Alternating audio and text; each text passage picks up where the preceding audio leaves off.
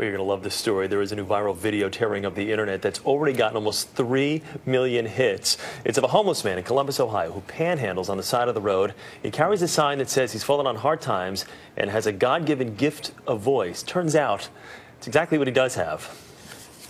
When you're listening to nothing but the best of oldies, you're listening to Magic 98.9. Thank you so much. God bless you. Thank you. And we'll be back with more right after these words. And that man's name is Ted Williams, and he joins us exclusively here on the early show this morning. Ted, good morning. How are you? I'm fine, thank you, and good morning to you too, sir. I just want to hear you talk. Right? Ted, just read something.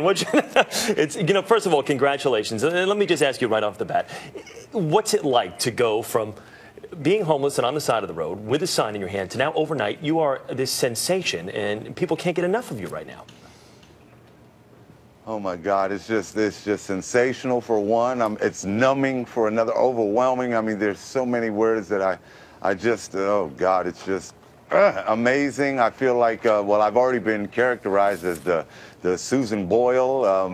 You know, I'm just so happy.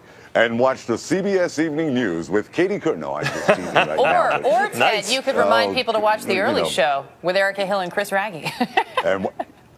Give it a shot. Go ahead. I would love to be able to watch the early morning show on CBS with Erica and Chris, or Chris and Erica.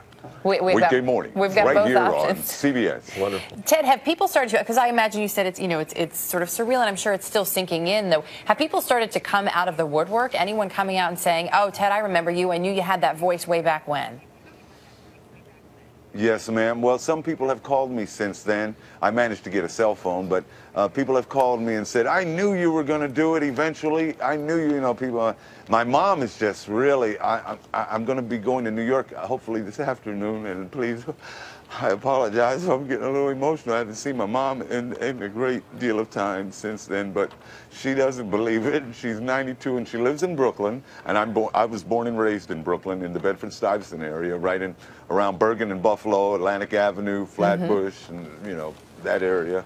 So, you know, God has been so good, and in the year 2010, on this date book that somebody gave me, I was going to write on there, well, another year wasted, but it was the year that I found God in my life. I mean, really a God of my understanding, and so it wasn't a wasted year, and I had no idea that something like this would have ever happened to me. It's like almost winning the Mega Ball lottery or something. This is just phenomenal. You're the third lottery winner today. Let me ask you this, Ted. You got your career got derailed through drugs and alcohol. You talked of that, and now you've been sober for what, 2 years now? Is that correct? About 2.5 years. About 2.5 years. And congratulations for this. So what now? What would you now like to do? How are you going to put this voice to use? Well, I would like to just have a job and a home, an apartment or anything, you know, to be able to cook in.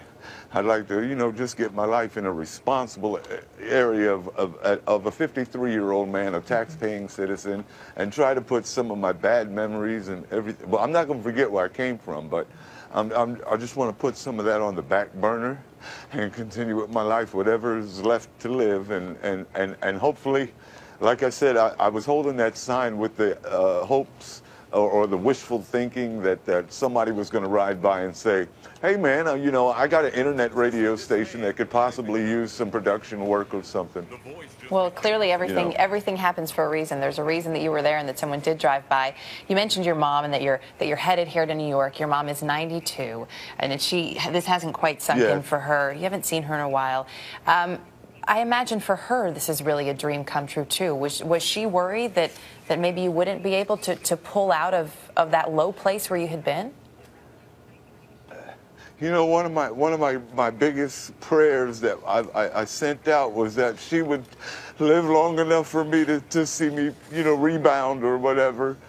And I guess God kept her around, and he kept my pipes around, you know, to maybe just have one more shot that I would be able to say, Mom, I did do it before, you know, I might pass away before her or whatever, but my dad didn't get a chance to see this. but God is good, and the only difference between now and the time that I did have some kind of a heyday or a successful life is that now I'm more appreciative of life. I'm not taking it for granted, and I am thanking the Lord every day. Even if this didn't happen, I was still on that road. I thanked him and had a, my hour with God. I called it my hour with God. Sometimes I would make $25 in an hour. Sometimes I'd make 25 cents in an hour, but at least I would talk to God. I'd get mad at some motorists who would pass by and say, oh, look at that guy who's going to... Little did they know. I would have my little mumbles. Little did they know. Well, yeah, Ted, you know what? yeah, You've put us in great spirits today. Before we let you go, real quickly, say now batting for the Boston Red Sox, number 9, Ted Williams. Now batting for the Boston Red Sox, number 9, Ted Williams. Ted, congratulations to you on your success. Good to talk with you, okay? Go get him, all right, buddy? Thank all right, that was you Ted so Williams. much. Yes, sir.